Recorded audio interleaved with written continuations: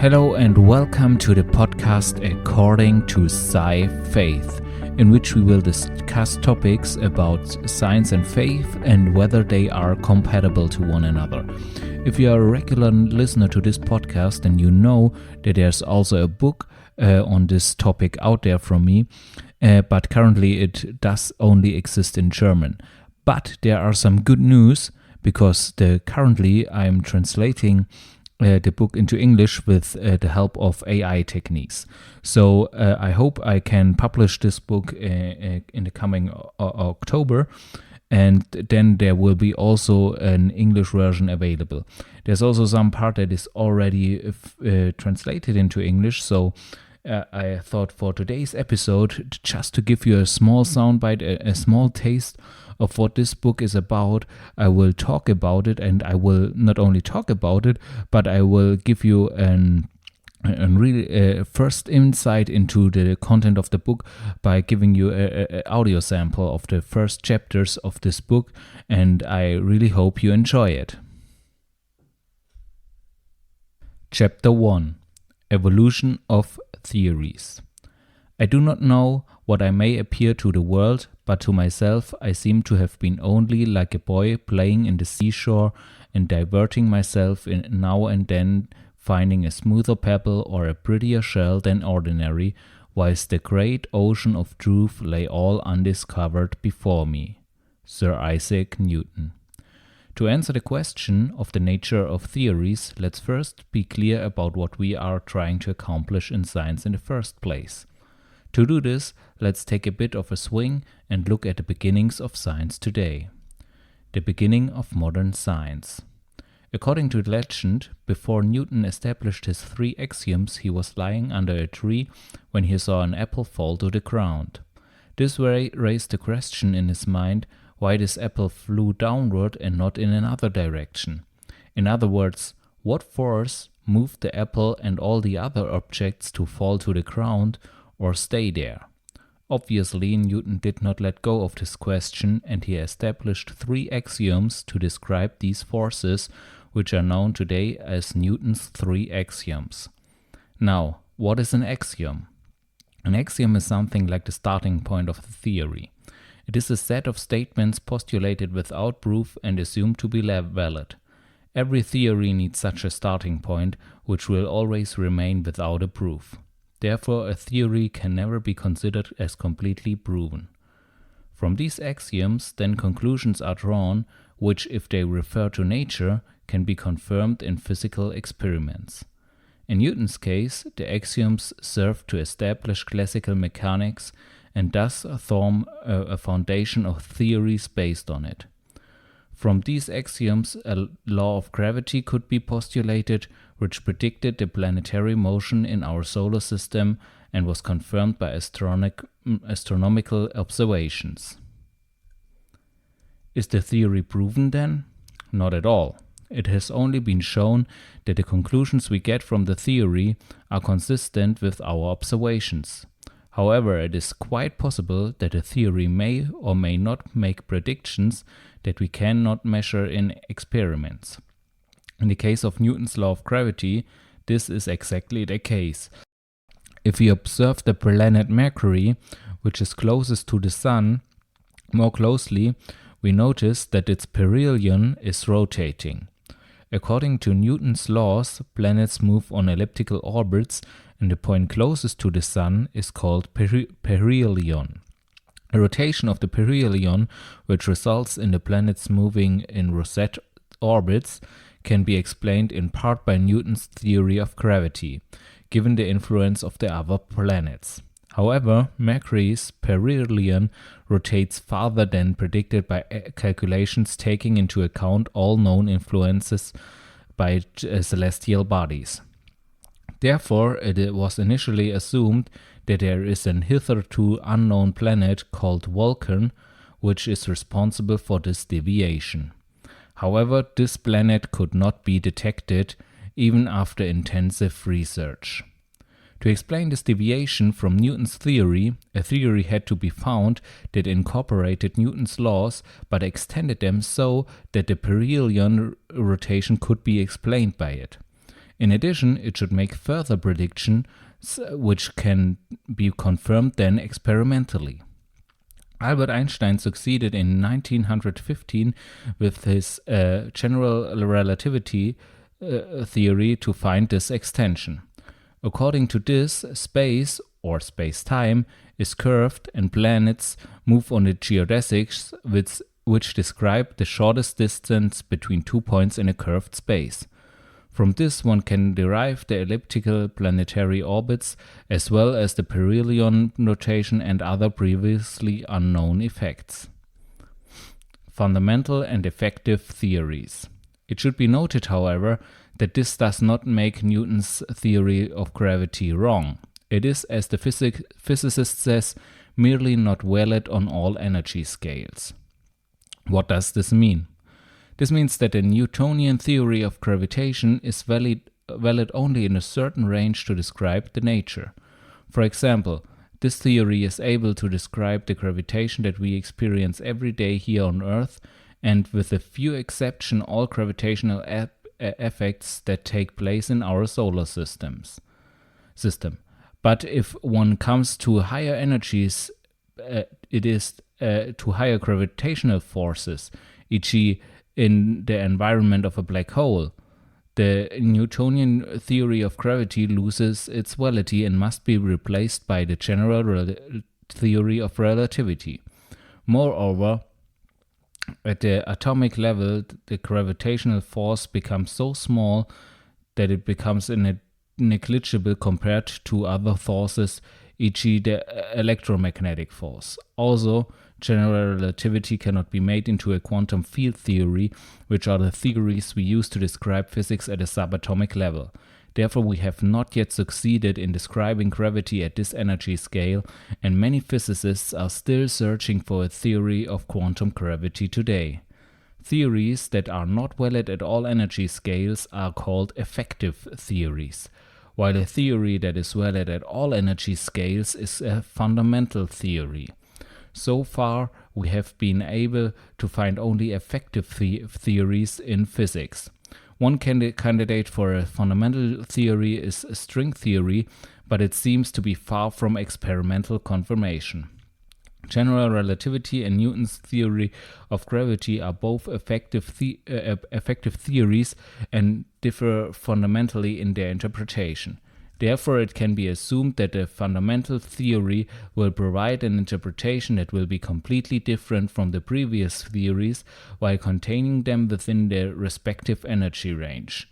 Thus, it also becomes clear that while the effective theories are often able to accurately describe measurements at a particular energy scale, their interpretation is thereby not beyond question. In the case of fundamental theories, one assumes that their interpretation is correct because it makes the correct prediction at all energy scales. However, it is not at all out of question that there could be several fundamental theories with different interpretations, which all make the correct predictions on all energy scales and differ fundamentally in their interpretations. From this, one can see the limitations that scientific theories have. Even if they are able to predict and describe everything we can measure, they can never be proven, especially the interpretation of a theory is by no means beyond doubt. In summary, theories describe and explain facts based on certain assumptions that are accepted without proof. In particular, a theory is characterized by making predictions that can not only explain what we already know, but also make predictions about things we don't yet know that we can use to test that theory. This is all very theoretical, and I will try to illustrate this in the following. This was the audio sample of the first chapter, and we will listen to the second chapter, but first we will take a short break. I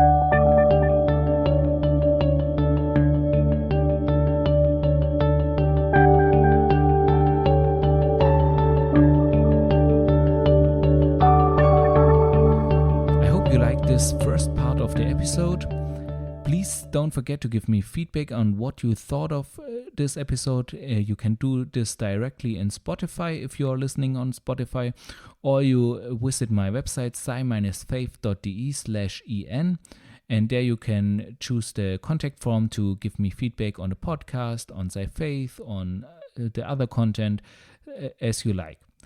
So it's not only Sci-Faith that is coming out as a book in English, but also my new novel that I'm currently still editing will be coming out in English soon too. So I hope this will be at the end of the year that I can publish it. It will be also only as an ebook, but at first at least. But I will keep you posted on the news there.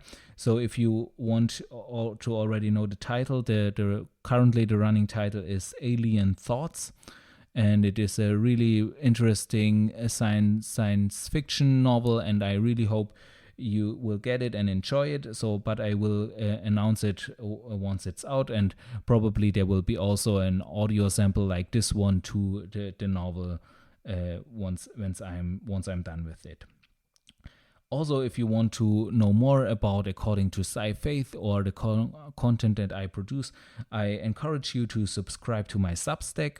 Sci-Faith.substack.com, I believe it is. So just go there and you can subscribe to my posts, and then you will be updated about what's happening on Sci-Faith. You will receive all the new posts, blog posts that I'm either translating from German to English or that I'm directly writing in English. And also, if you want to know more about what's up, so regularly I'm posting on Twitter. Also there I will mostly be posting in English, so especially for if you're an English listener, this should be interesting. And there I will soon start to publish book reviews. So since I'm also doing a lot of reading and I'm already always looking into books from this perspective of faith and from also a sci-faith perspective, or in this kind of way, it should be really interesting. So, and I will share my thoughts or my impressions of this in these Twitter threads. So if you are interested in that, then please follow me on Twitter. And so those are the ways you can reach me. You can reach me, as I said, by the contact form, and also on my website you can also find out more about Sci-Faith, about the book, and find all the other content I have yet produced. So with that, we are finished, or we are set to continue to the next part of this episode. Enjoy.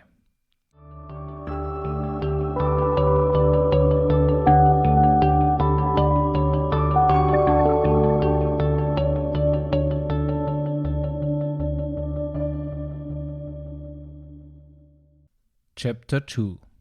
Theories are like children's riddles. We do not know what the rules of the game are. All we are allowed to do is to watch the playing. Of course, if we watch long enough, we may eventually catch on a few of the rules. Richard Feynman. As a kid, I loved solving kids' riddles. One of my favorites were the riddles in which various dots were given, each one with a number attached to it. The task was to connect these dots, starting with 1 and ending at the last number. Usually, to complete the circle, the last number was connected back to the first. If all numbers were connected correctly, a picture was formed.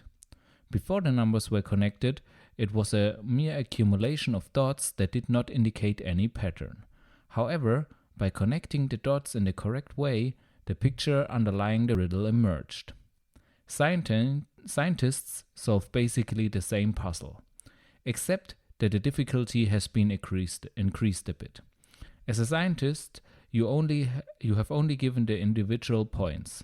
The numbers that indicate the order in which the dots must be connected to get the underlying image are unknown. Moreover, one usually does not even know all the dots, but only a part of them. So imagine you have such a puzzle in front of you, only without the numbers. For the sake of simplicity, let's first take a game in which all the points are known. How do you solve this game? Many would probably start simple and try to find a solution by trial and error, which is not the worst approach and may well get results. Another option is to look at the dots and try to guess or deduce the underlying pattern through abstract thinking. Whichever approach one takes, it should become clear that it is theoretically possible to find a pattern that connects all the dots and makes a nice picture, but is still not the underlying picture. In other words, it may be that by connecting the dots, you draw an elephant, for example, but the underlying image is a lion. Depending on the location of the dots, such an ambiguity may be present in these puzzles. If we extend this game and add that, as mentioned earlier, not all the dots are known, and as the dots are connected, additional dots may appear, now it can happen that certain images that were figured out are nullified by one of the new dots, and new images that did not seem possible before have now become possible. Also, ambiguities can occur in such a game and can be reduced but also increased by new points appearing. Additionally, in such a game, one can guess images that have places where there are supposedly no dots, but later some might appear. Now, what does this have to do with science? The dots describe measurements that have already been made. Newly appearing points are measurements that will be performed in the future. Connecting these points to form a picture is what we call a scientific theory. Thus, through new measurements, new points can appear that are not described by the old theories and therefore invalidate these pictures. On the other hand, new theories can assume points where there is nothing yet. If these are then measured later, this confirms the made assumption. It thus becomes clear that there can be ambiguities even in scientific theories. Thus, there can be several pictures which connect all points and yet look different. In scientific theories, these differences can be on the one hand differences in the description of the theory, and on the other hand difference in the interpretation of the theory. Sometimes these can be related. In the following, we will use the example of quantum mechanics to illustrate how this looks specifically in science. Different equivalent descriptions. Quantum mechanics describes physics at the atomic and subatomic level. It is one of the most successful theories of the last century. Successful in this sense means that all predictions of quantum mechanics could be confirmed experimentally. In other words, all the points that quantum mechanics had connected have emerged or were previously known. Quantum mechanics was first formulated in the 1920s by Werner Heisenberg and Erwin Schrödinger. Both already had different views of quantum mechanics, which are known today as the Heisenberg and Schrödinger pictures, respectively. In quantum mechanics, whenever a system has multiple states it can be in, these can differ in energy or other physical quantities. It is the case that as long as no measurement has been made, the states will be in superposition. This means that it is not possible to say in which state the system is before the measurements.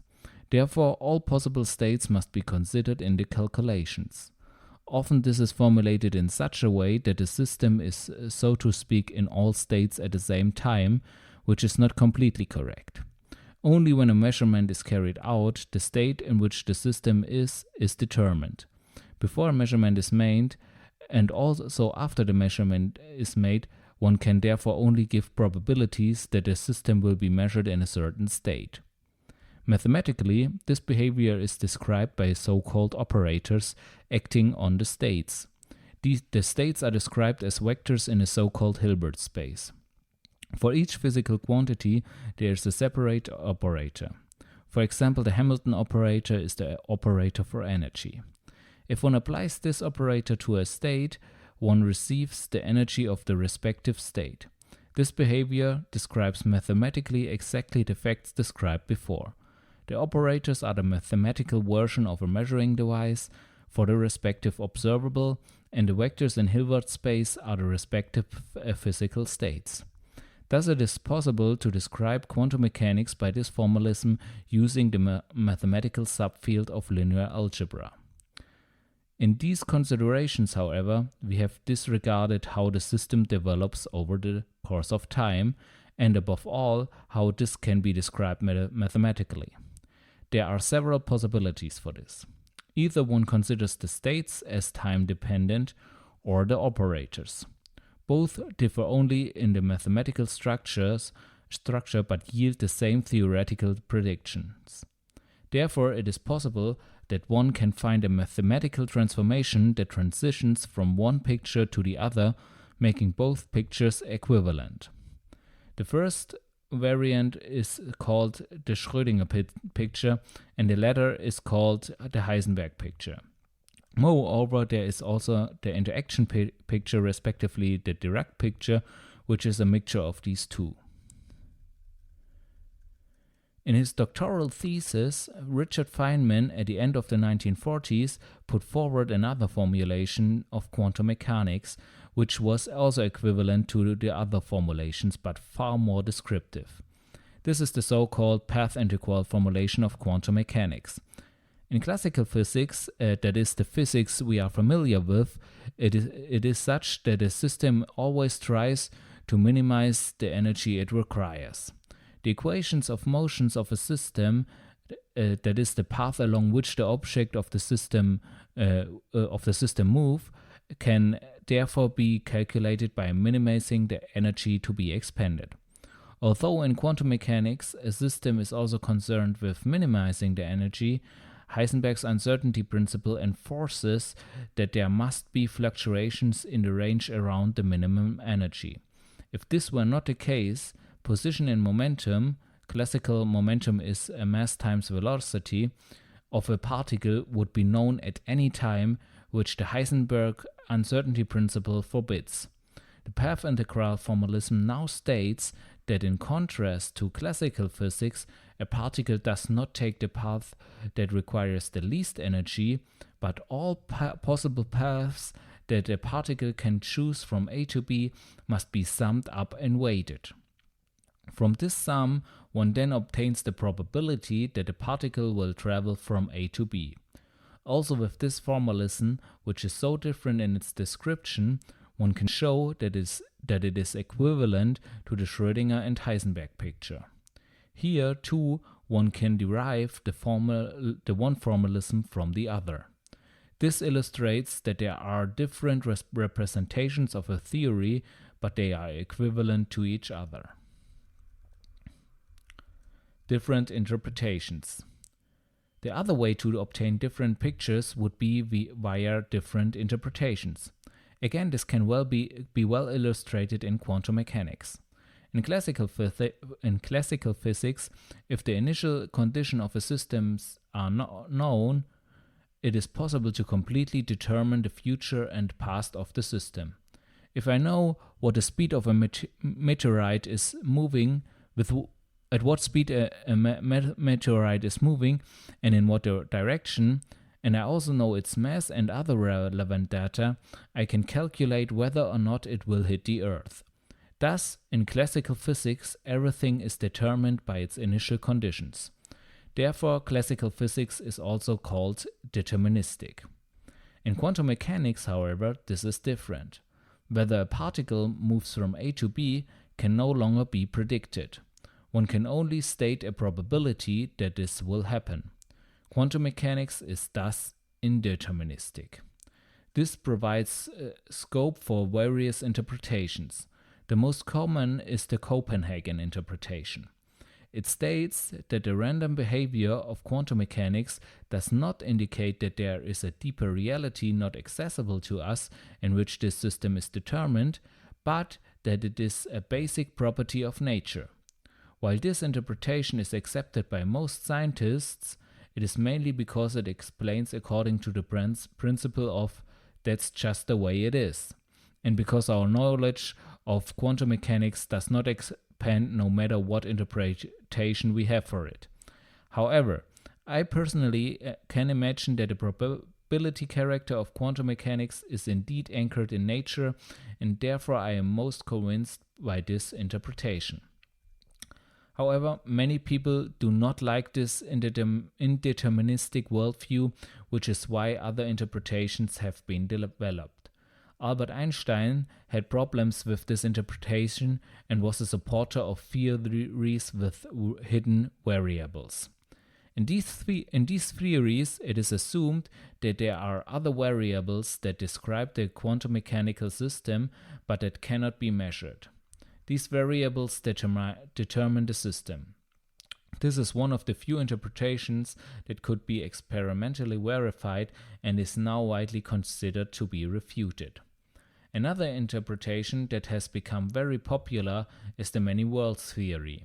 Here one assumes that a particle goes from A to B, just not in every world. So here one assumes that a particle always goes from A to B, just not in every world. According to this, for every option a particle can choose, a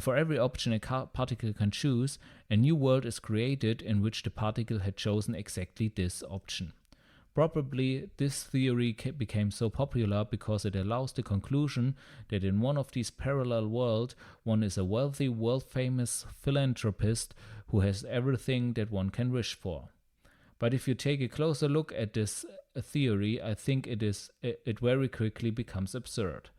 Because such a process in which a particle has several options to choose from happens uncountably often per second. If now in every second countless new worlds are created, and in every of these worlds countless new worlds are created, permanently lots of new worlds are formed which hardly differ from each other in most cases. Because if at the other end of the Milky Way a particle flies to the right instead of to the left, this has little influence on me and the whole mankind, but it will lead to an own world even if nothing significant should change relative to our world. Of course, this can be the case nevertheless, since there is actually no maximum number of worlds which should exist, at least we don't know of one. However, it seems to me personally extremely absurd. Even if some interpretations seem more reasonable than others, which is mostly subjective, no interpretation can be scientifically excluded as long as it does not contradict their observations. This is, as already noted, also the case for all alternative theories, except theories with hidden variables. Although theories with hidden variables can also be adjusted to be consistent with measurements. I hope I have been able to clarify for you in this chapter how scientific theories work. This possible ambiguity in the choice of theories is similar to a principle that also occurs in our scientific theories, the gauge freedom of theories. In the following chapter, or in the next chapter, I would like to explain and discuss this. So this next chapter will not be part of this audio sample, and to know more about this you would have to get the book once it's out. So I hope you enjoyed this episode. I hope you enjoyed this short sample about of my new book. You might have realized there were some places where I needed to stop for a bit or where I need to read twice. So it's not like an audio book. It's not that kind of a quality, but I think it gives you a small insight in what my book is about, what I'm talking about. I will dive deeper into this topic about the different ways to interpret the theory, but I will also go further and look at faith, look how we can be able to be convinced that our faith is true, and many more things. And I also look how to look at science from a faith perspective, which has also come up very often in this podcast. So I hope you are excited about it, and as soon as the book is out, I will tell you more about it, where you can get it. So most likely it will only be published at first as an ebook, But if you have a Kindle or some other device to read it on, then I would be glad if you get it, and I will tell you as soon as it is available. So thank you for listening to the According to Sci-Faith podcast, and we'll see you next time.